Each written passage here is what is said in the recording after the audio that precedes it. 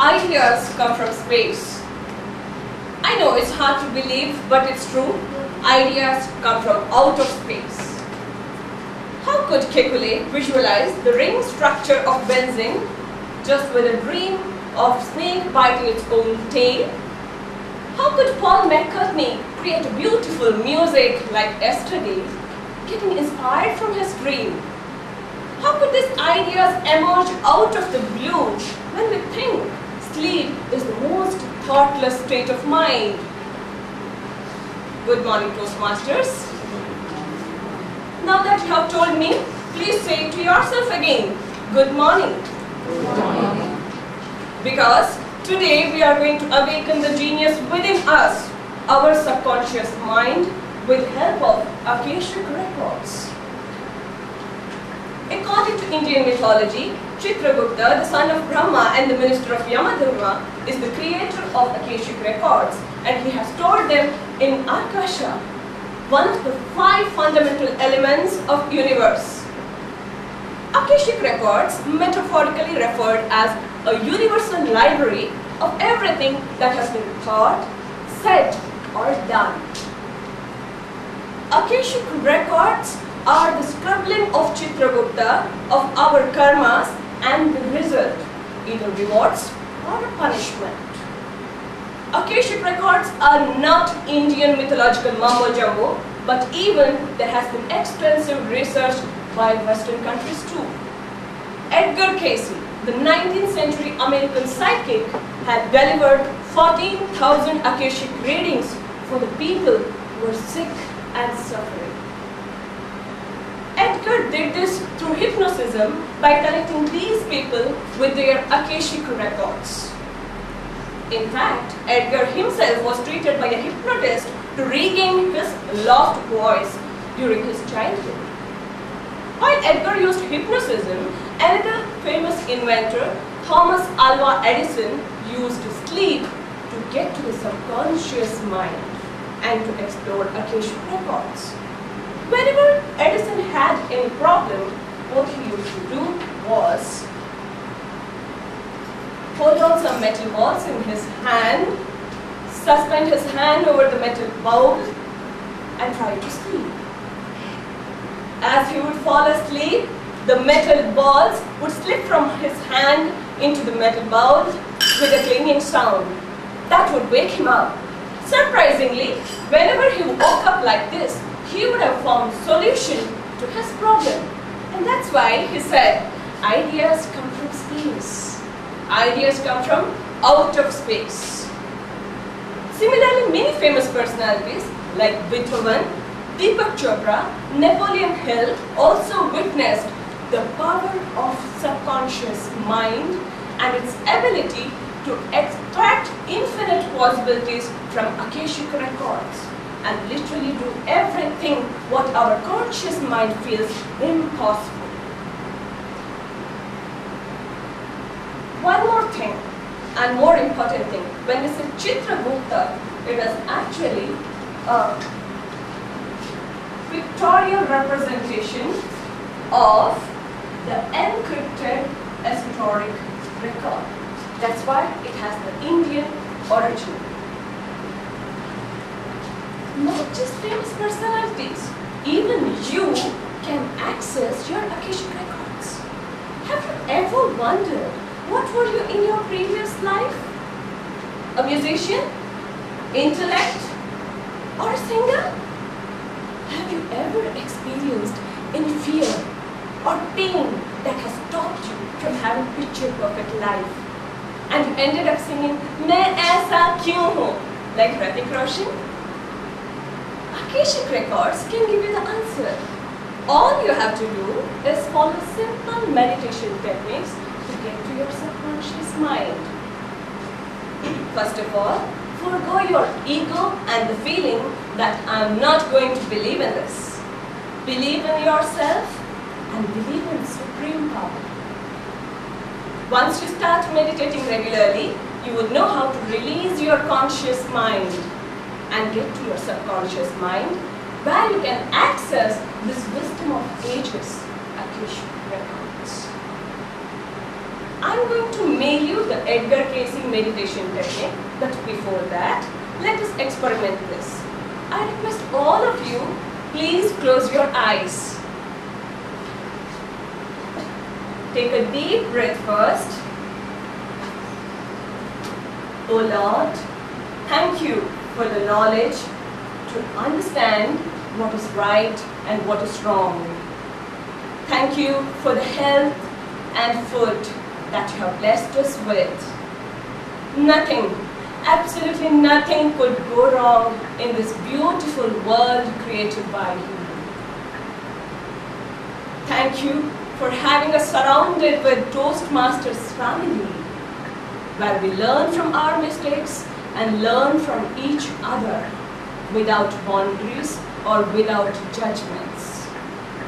God, please grant us the serenity to accept the things which we cannot change, and the courage to change the things which we cannot accept, and the wisdom to know the difference. Dear friends, please open your eyes. Now that you have taken first step to awaken the genius, let him not stop.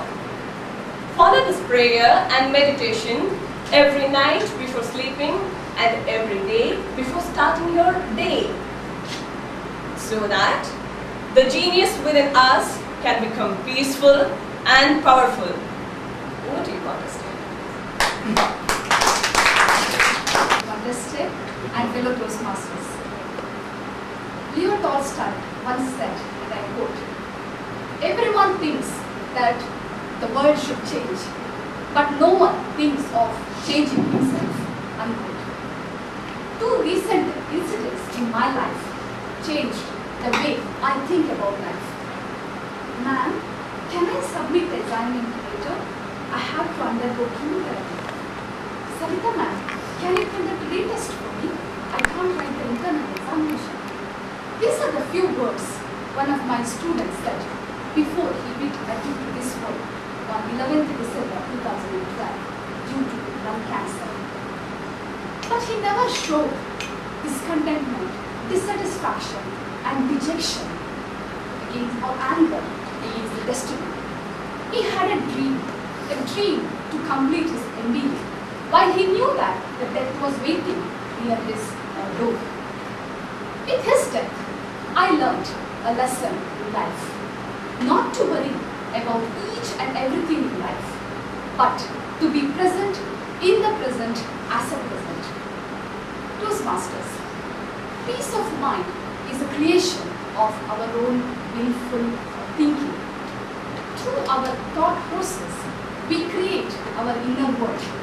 If we see problems everywhere, in everything, every day will become a struggle. So problems arise because we have unlimited wants. We want to chase and fulfill each one of these wants. And these wants come in a battalion. And by the time you fulfill each of these wants, your mind will get exhausted with stress. And diseases will enter your body, a beautiful life like a pride of lions. It is up to you whether you want to fulfill each of your want or you want to lead a contented life. So curtailment of your desire, your wants, is the first step to lead a contented life. We should learn that the life is like a forest where we come across different types of animals, different type of people at workplace and in the society. Some are like lions who will attack you directly and you know that they are your enemy. And some are like the snakes or the fox who jump upon you from behind. And when you turn purple, you realize that you have been bitten. And I have plenty of cobras, anacondas, pythons at my workplace. And the solution I found, I know I can't change them. The best way is to change, accept them as they are. And I have learned to see elegance in imperfection. And it's known that no one can hurt you until you give the permission to get hurt. And Gandhiji once said, and I quote, "No one can take away your self-respect until you decide to give it away." And most of the time in this life, what we do, we supply our own weapons of destruction to our own enemies.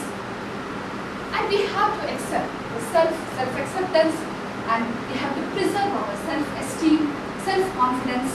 These are very important for success in life. So what do I do when I see a gorgeous woman? I just stare, I smile, and when I get tired, I put the mirror down. And this is how I have learned to accept myself. And there are in life many people who will support you, nurse you, nurture you, guide you, and they will be a pillar of strength. You should recognize those people and take care of them. There was a blind girl. She hated everyone and everything in life just because she was blind, except her boyfriend. She said that if she could see the world, she would marry her boyfriend. And one day, someone donated a pair of eyes to her. Then she could see the entire world, even her boyfriend. Then the boyfriend said, "Now that you can see the world, will you marry me?" The girl was shocked to see that her boyfriend was also a blind man. So she refused to marry him. And he walked away with tears in his eyes. And he wrote the letter to her later, "Just to take care of my eyes, dear." So people in your life might come as mentors, as godfathers. So you should take care of them with utmost dedication, without any expectation in life. Because expectation and dissatisfaction are two sides of the coin. If the world expects a lot from you, and you expect a lot from the world, then you will be dejected in life. Just like one of my colleagues who committed suicide 2 months ago due to a high level of work and life pressure. So, friends, it's high time that we change our attitude towards life. Life should not be taken as a burden or as a bag of old memories, bad memories, or boredom. Life is beautiful. Life is what we think, so we should think beautifully. And if you want to change the world, you change yourself first. So if you want to change someone else's attitude, you have to change your own attitude first. The same sun which melts the butter also hardens the clay. So everything is in your hand, and the powerhouse is in your hand. Thank you.